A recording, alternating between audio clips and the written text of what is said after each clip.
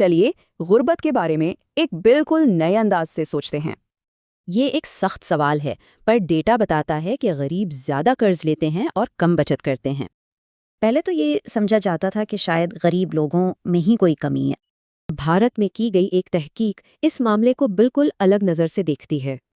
اس تحقیق میں گنے کے ان کسانوں کو دیکھا گیا جنہیں سال کی 60% آمدنی ایک ساتھ ملتی ہے۔ ان سے فصل سے پہلے اور بعد میں آئی کیو ٹیسٹ لیے گئے اور نتائج حیران کن تھے۔ فصل سے پہلے یعنی جب وہ غریب تھے، ان کا آئی کیو اسکور 14 پوائنٹس کم تھا۔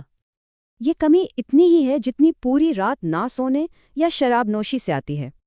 اس تحقیق سے غربت کی ایک نئی تھیوری سامنے آئی، کمی کی ذہنیت۔ اسے ایک اوور لوڈڈ کمپیوٹر سمجھیں۔ جب بوجھ زیادہ ہو تو لمبے عرصے کی پلاننگ مشکل ہو جاتی ہے۔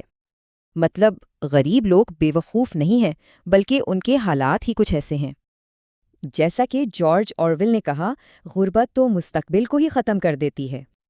تو پھر کیوں نہ لوگوں کو ٹھیک کرنے کے بجائے ان کے حالات ٹھیک کیے جائیں؟ اور اس کا جواب ہو سکتا ہے بنیادی آمدنی کی ضمانت، یعنی بنیادی ضروریات کے لیے نقد رقم۔ اور یہ کوئی نیا خیال نہیں، مارٹن لوتھر کنگ جونیئر سے لے کر کئی ماہرین اس کی حمایت کر چکے ہیں۔ 1974 میں کینیڈا کے ایک شہر نے تو اس پر عمل بھی کیا اور غربت کا خاتمہ کر دیا۔ لیکن پھر حکومت بدلی، پروجیکٹ بند ہوا اور اس کے نتائج 25 سال تک ڈبوں میں بند رہے۔ اور جب ڈیٹا سامنے آیا تو پتہ چلا کہ اسکول، اسپتال اور گھریلو معاملات سب بہتر ہو گئے تھے۔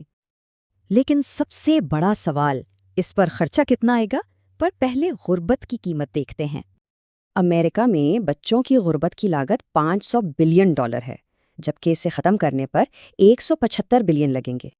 یہ رقم امریکی فوجی بجٹ کا صرف چوتھا حصہ ہے۔ پیسوں کی خوبی یہ ہے کہ لوگ اسے اپنی ضرورت کے مطابق استعمال کر سکتے ہیں۔ تو بات صاف ہے، غربت کردار کی نہیں، نقد کی کمی کا نام ہے۔ ذرا سوچئے، اگر یہ مسئلہ حل ہو جائے تو کتنی صلاحیتیں اور توانائی سامنے آئے گی۔